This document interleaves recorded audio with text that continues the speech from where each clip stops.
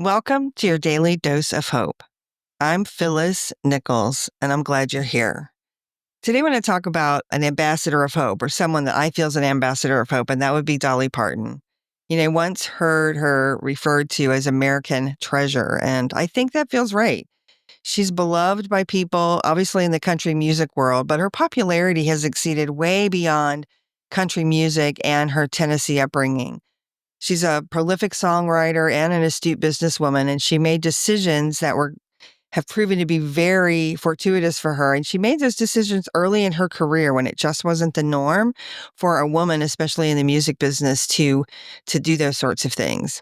I consider her an ambassador of hope because she's always done things on her terms and with thoughtfulness for others. In 2023, she published a book called Behind the Seams, seams as in a dress seam. And it's all about the costumes and gowns and wigs and all of her clothes that she wore throughout the years.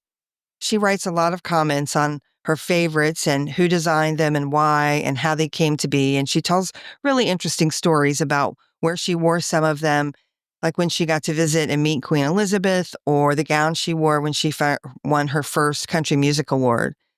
It's an amazing book and it's beautifully photographed. But what also impressed me is that she still has all of these clothes.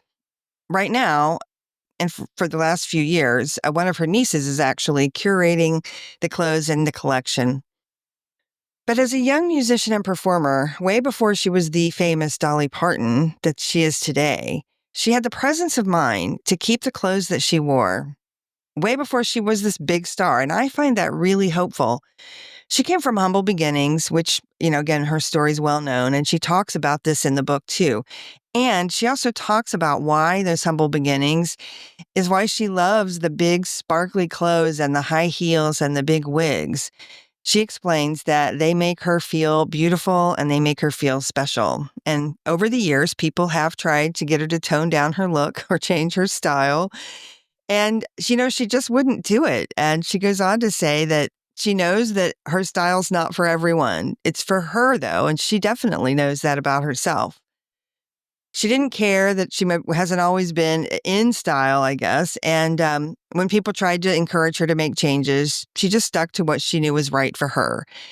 And I think that's such a hopeful act.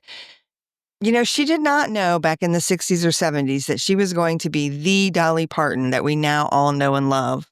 Or, you know what? Maybe she did. Maybe there was an inkling or a thought in her mind that I'm going to want this dress. I'm going to want this outfit. I'm going to want to hold on to this. And I just find that the most hopeful, life-affirming thing. She's an interesting woman who's had huge success, and she's incredibly generous and charitable and kind. And it reminds me that when we're willing to be true to who we know who we are, we're true to ourselves, right? And do what we know is right for us, good things can happen.